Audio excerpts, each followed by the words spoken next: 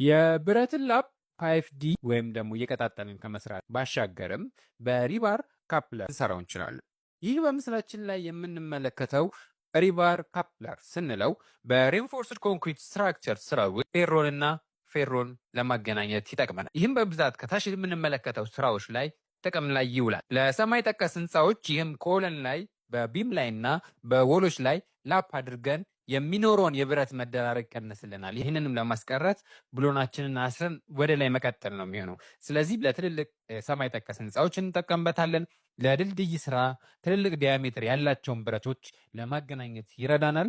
ለዋሻና ለግድብ ስራ እንጠቀምበታለን። ለፒካስ ኮንክሪት እንጠቀምበታለን። ሰስሚክ ዞን ይህም የመሬት መንቀጥቀጥ ላለባቸው ዞኖች ላይ በብረት ላፕ ከምናደርግ ይልቅ በሪባር ካፕለር ስንሰራው የተሻለና የበለጠ ወጥነትና ጥንካሬ እንዲኖረው እናደርጋለን።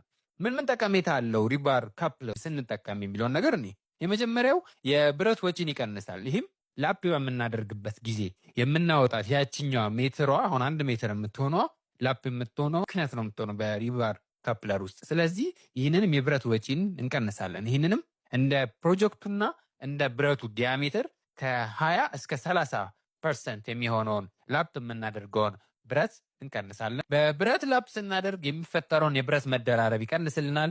በቀላሉ ኮንክሪት ለመሙላት ይህንንም ይጠቅመናል። በደንብ ኮንክሪት በምንሞላበት ጊዜ ቬሬት ለማድረግ ይጠቅመናል። የበለጠና የተሻለ ስትራክቸር ካሬ እንድናገኝ ይረዳናል። ይህንንም ሎዶችን ትራንስፈር ሲያደርግ ቴንሽንም ይሆናል ኮምፕሬሽን ብረት ላፕ ከማድረግ ይልቅ እጅጉን የበለጠ ጠቀሜታ አለው። ስራ ፈጣን ነው።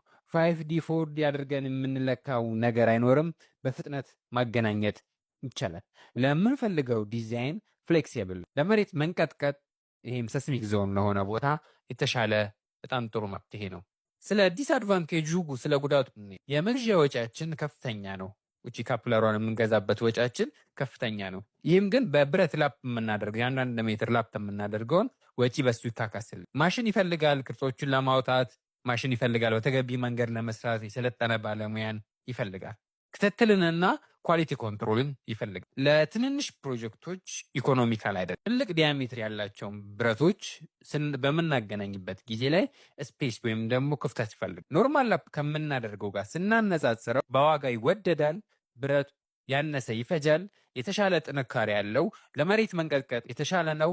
ለመስራት የሰለጠነ ባለሙያ ይፈልጋል። ስለተከታተላችሁኝ አመሰግናለሁ። እወዳችኋለሁ።